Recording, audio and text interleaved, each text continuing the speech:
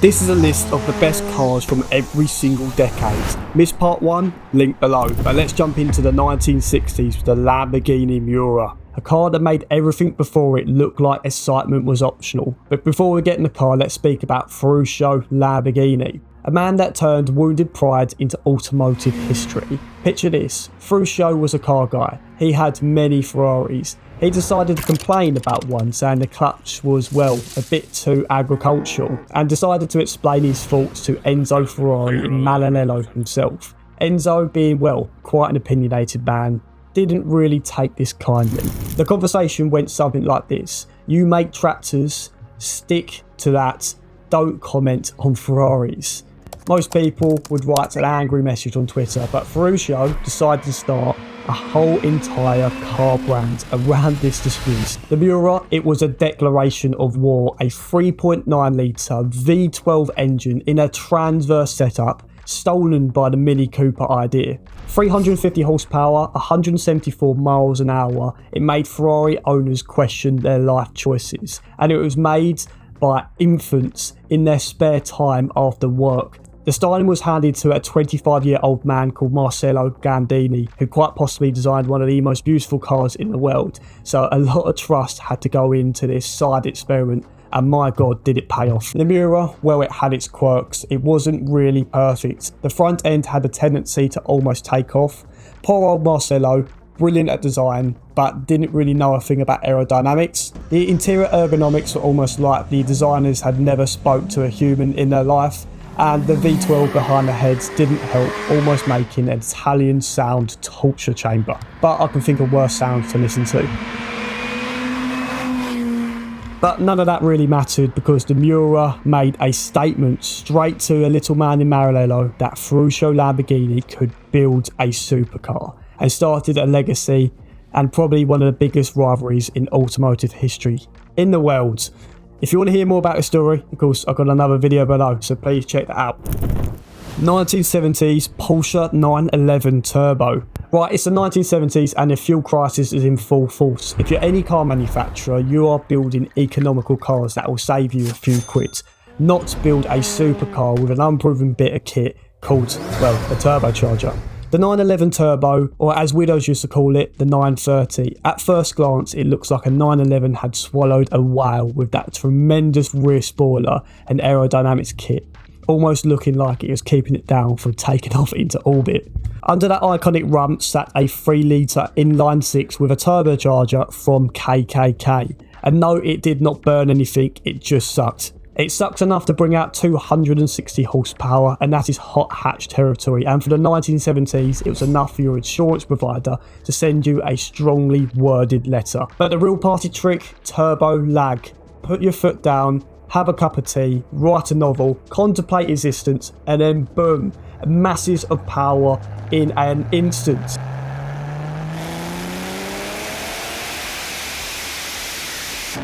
It's like ordering a pizza and having it catapulted through your window after waiting 3 hours for the bloody thing to arrive. They called it the Widowmaker, not because a really successful marketing ploy, but the 930 had a tendency, well, of killing people. That new turbo lag caught the even most experienced drivers off guard and got its name, well, over blood. But if you could have got your hand round it, it was pure magic. With 0.60 in 5 seconds, it could quite easily rearrange your internal organs, but on the Autobahn, it was a fighter jet with a number plate.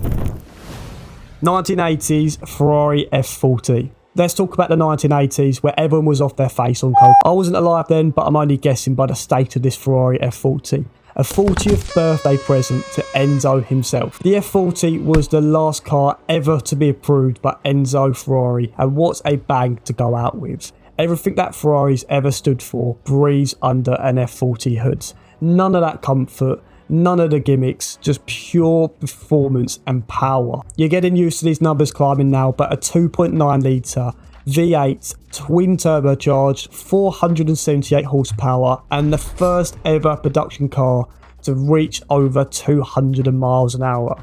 And just to annoy everyone, 201 was the recorded speed. The development times, just 14 months. Ferrari engineers weren't just designing the car, they were building a manifesto on wheels. Everything non-essential was bins: carpets, sound deadening, Even the door handles were wire fed. The body was made from pure carbon fibre and Kevlar because metal was too mainstream. It was pretty much a race car with indicators.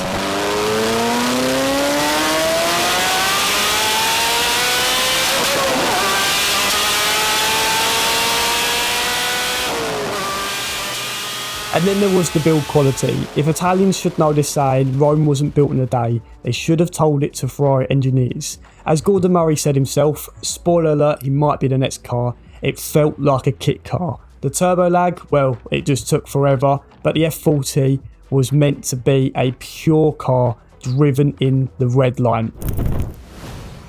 1990s McLaren F1. While the rest of the world was on ease, McLaren was cooking up one of the greatest cars of all time, the McLaren F1.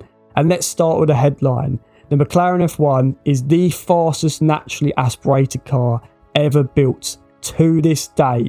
30 years and no one has topped this car. This car had a top speed of 240 miles an hour, thrashing the F40. The F1 had a singular vision in mind, to be the ultimate supercar. It was so good it created a whole category in itself, a hypercar. The idea came from McLaren's Formula One's very own Gordon Murray, who had a dream to build a sports car without compromise. He reached out to many suppliers but eventually settled with BMW with a 6.1 litre V12 naturally aspirated engine. Why no turbochargers? Because they had downfalls with turbo lag. It had to be a pure driver's experience. Everything about the F1 was fucking mad. The MP4 Formula 1 car pioneered a carbon fibre monocoque chassis, so the F1 had to have it. A centre driver for their perfect weight distribution, the F1 had it. A gold foiled engine bay for the perfect heat insulation, no money spared, the F1 had to have it. Murray should have been checked out for being a psychopath because his obsession for perfection was out of this world on the F1. Gull wing doors because standard doors just won't do, active aero on the 90s cars, even the fucking toolbox was made out of titanium to save weight. In an era filled with complete excess, nothing quite captures that spirit like the McLaren F1. 2000s, the Bugatti Veyron. Welcome to the millennium 2000s, where Volkswagen said hold my beer to physics itself and told it to go home. Let's start with this engine, a quad turbocharged W16, 8 litres, 1001 horsepower. The Volkswagen engineers probably looked at two V8s falling over on each other and thought, yeah, why don't we just weld that together in a very German, probably more sophisticated way. The result was an engine that could probably tow a small village in one. The top speed of the Veyron, 253 miles an hour. Going back to the start of this list again, you can see how absurd the evolution of speed has been. The engineering on the Veyron was mentally German. 10 radiators on this thing just because, well, 9 wasn't enough. The tyres could only last 15 minutes at top speed. Don't worry, because the fuel would only last 12, so at least you get a run and a half out of them. The custom built dual clutch gearbox could probably change gears quicker than your thoughts and could process a lot more power too. But here is probably the most impressive bit. With all this mental power, the Bugatti Veyron was somehow, well, luxurious. It was comfortable. When you're paying 2 million quid or however much this car was, you kind of want something that's not going to kill your back. Volkswagen lost money on every single Bugatti Veyron they sold. The R&D in this car and putting it all together far outweighed the sticker tag, if you could even afford it in the first place. But this car wasn't about making money, it was proving an incredible statement. The best car ever built. And quite frankly, that's why it earns this place on this list. 2010s, the Holy Trinity, Ferrari, Porsche and McLaren. I am kind of cheating with this one, I must confess, but no one actually knows the true best car out of these three. The Ferrari, the Porsche 918 Spider and the McLaren P1, all being released in short duration of each other.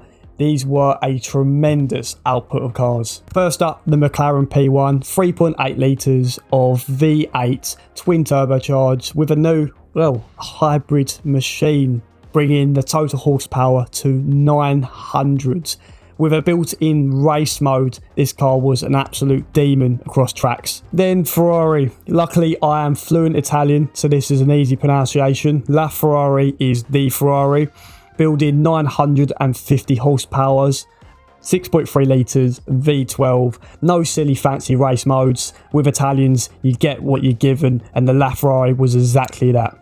And finally, the German effort, the Porsche 918 Spider. Although it had the least amount of power out of the three, it was technically the fastest around any track. The reason being, well, German over-engineering, an all-wheel drive system and a few fancy tricks up its sleeve, meaning that it's not faster down the straights, but corners, well, the 918 Spider has got you covered. Which was the best? That's almost like asking what limb you want cut off. Ferrari with its Italianness, the McLaren with its tech, and the Porsche with its engineering. It's my video, so all three of them win. I'll let you argue down the comments of what one's the best. 2020's Rimac Nevera. Finally at the end of this list, and my god, this has taken 2 days of filming and probably 2 weeks to edit and all, so drop a sub if you have enjoyed it this far, and if you got this way in the video, I appreciate that. So if we're talking about the most influential cars of the 2020s, I kind of have to put an electric car here. Not the Tesla Model 3 luckily, but the Rimac Nevera, at least something credible to talk about. Why? Because this decade has undeniably been shaped by electrification, and the Rimac Nevera is the pinnacle of it. Horsepower's 1914. That's got to be about 2,500 Benz patent motor wagons at the start of this list. A 0 to 60 time in 1.9 seconds. That's a tally that could go against fighter jets. The Nevera is a technical marvel, and with its active aerodynamic system, torque vectoring, it's only a glimpse of what hypercars will be.